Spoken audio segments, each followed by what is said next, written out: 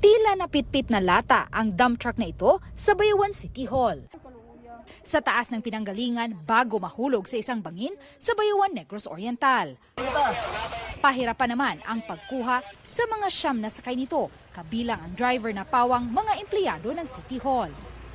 Batay sa investigasyon, nasa pababang bahagi ng kalsada ang truck na may karga ring 5 drum ng crude oil. Nang magdire-diretso ito sa bangin. The dump truck overshoot while they are traversing the downward slope of Barangay Kaluntukan, sir. Agad na itinakbo ang mga biktima sa Kalumbuyan Primary Community Hospital.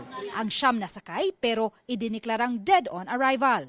Sinusubukan pa ng GMA Balitang Bisdak na makuha ang pahayag ng Bayawan City Hall tungkol sa nangyari.